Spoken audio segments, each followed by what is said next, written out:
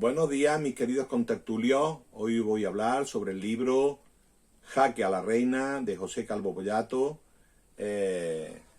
novela histórica ya con unos años publicado. Fue una de las primeras novelas que yo leí de José Calvo Pollato, y trata sobre un periodo difícil de España y de su monarquía.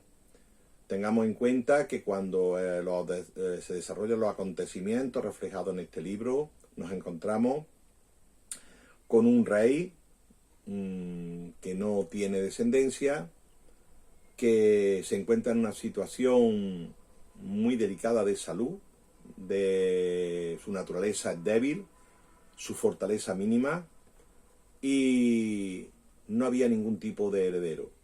¿Qué iba a ocurrir con la monarquía española, que a pesar de haber entrado en Barrena, seguía siendo quizá todavía la más poderosa del mundo? Pues ahí es donde está la intriga de esta novela. Por un lado tenemos un personaje como Carlos II, llamado el Hechizado, que está regido en su minoría de edad. Hay que tener en cuenta que es un hijo casi muere al poco de nacer, casi póstumo de Felipe IV, que fue un barranda bueno con las mujeres, con muchos hijos ilegítimos, pero el legítimo, el que le quedaba como heredero, que queda a su muerte, pues era pequeño. Su madre se encarga de la regencia de él, ayudado por un jesuita que era su confesor, Everardo Níjar.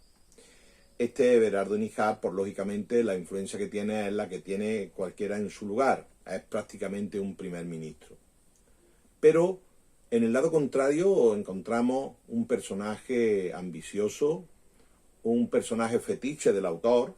De hecho, sus primeras novelas era el personaje principal, Juan José de Austria, un personaje al que la historia lo reconoció como tal, como bastardo, hijo bastardo Felipe IV, por eso adopta el Austria como apellido propio, y un hombre muy ambicioso, un hombre que llegó a pelear en Flandes, a llevar el ejército español en Flandes, que fue gobernador y virrey en Cataluña, y que estuvo siempre muy pegado a su padre, pero siempre muy intrigante, con mucha ambición, muchos deseos de poder, que tenían que estar contrarrestados por la reina antes de que su hijo fuera defenestrado o no llegara a ocupar el trono y fuera su hermano mayor bastardo el que lo ocupara.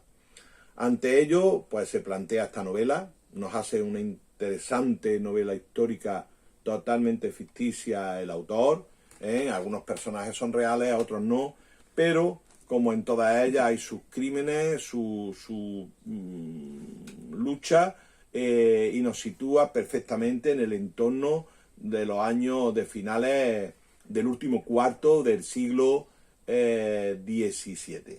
Estamos ya hablando las postrimerías de un imperio que se va a deshacer con los siguientes reyes, pero un imperio que estaba totalmente tocado ya de muerte, se iban perdiendo posesiones, ya no éramos, ya Portugal estaba desmembrada con respecto a España y cada una iba por su camino, y todo esto pues se va influenciando. Por supuesto ya no venían riquezas de América, teníamos que siempre que debatirnos entre no pagar o pagar poco. Aún así la gestión que se hace después ya con Carlos II, pues a pesar de sus limitaciones, logró equilibrar algo la balanza del país, pero lógicamente lo que eran las intrigas políticas se desarrollan sobremanera en esta época.